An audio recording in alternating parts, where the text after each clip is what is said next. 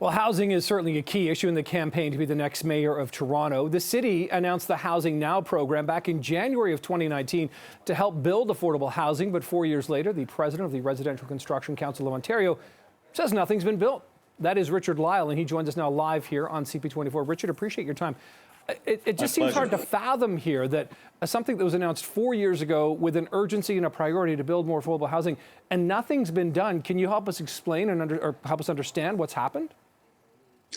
Well, it's just taken far too long, and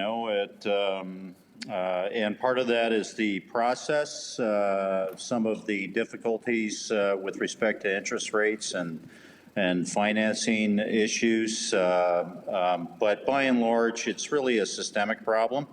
There's a lack of urgency in getting this work done. So, we are where we are now, but we've got to speed this up. Now, the city, from what I understand, is in part blaming the pandemic and sort of, supply chains along those lines. Do those excuses or explanations, do they sort of stand up or hold up? There have been supply chain problems. There has been, of course, the effect on interest rates and so on. But, I'd remind everybody that our industry kept building during the pandemic. I mean, we've been working very, very hard throughout because housing's a need. It's not a want. It's something that, we can't make up the lost time if we lost production. So we kept building. We kept building through the pandemic. We kept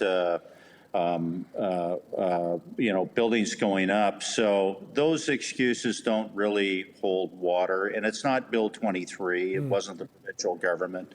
And it's just a pretty much a gummed up process that's held things up. Richard, the other thing that we hear too is that maybe not necessarily building affordable housing or affordable units in overall projects may not actually be making money for developers. What about that side of the story? Well, actually, I think if you look at the article today, the head of Creatio made reference to the very narrow margins being made by the developers involved in the project. Actually, the profits of gross of 3 to 4%, which actually doesn't cover the risk involved. The risks here are very high. So it's not. This has nothing to do with what the industry is making or profits or anything to do with that. And the Toronto Green Standard, I understand that has sort of complicated the situation in terms of the level of, building materials, environmental, acknowledgements and situations that need to be met here. How is that playing into this? Well, it plays into it because that's been very much a moving target and still is. We all want to do right by the environment. We're all very sensitive to climate change, including our industry. We've got many builders that are building what we call beyond code. The problem here is that some of these green standards are overshooting. In other words, like, for example, Toronto wants to be net zero by 2028. It's just not technically possible or practically possible. And the cost-benefit analytics are pretty much, they're just not done properly. So it's nice to have these wonderful objectives, but at the end of the day, when you've got to build a building, you've got to find the materials to do it and have the labor force available to do it. Easier said than done, right? So it's a lack of consultation. Richard, I've got about 30 seconds. Is there an easy solution? Is there a quick solution? Could we see some stuff built soon?